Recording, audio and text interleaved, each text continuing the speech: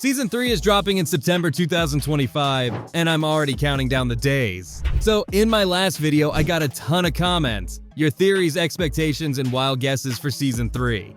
So let's talk about them without wasting any more time. Okay, hear me out. First of all, what if the character in the wheelchair is Chota? I know it sounds crazy, but I started thinking about all the people who died in the games. If the meteor crash story wasn't real, then maybe Chota and Karubi could come back. And what if the ones who died were just stuck in some kind of illusion or another dimension?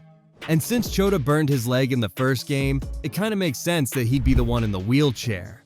A comment caught something really interesting. Ann and Banda are confirmed in the cast.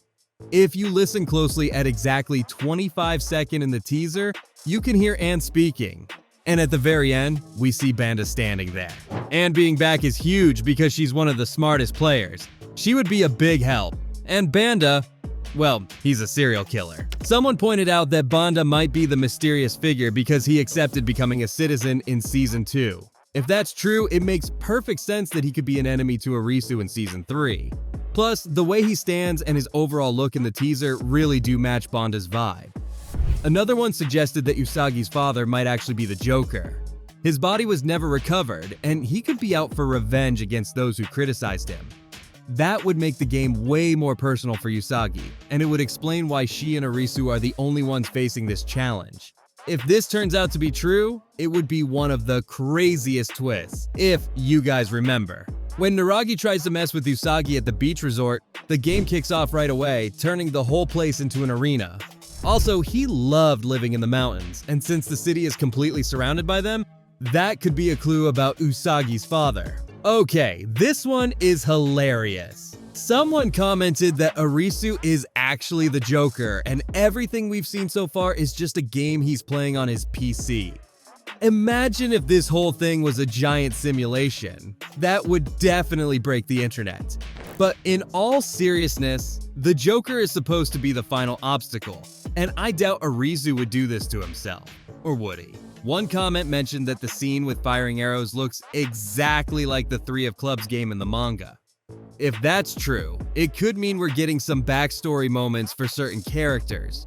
If they bring back a bunch of games from the manga, this could be like the Zone game from the side story.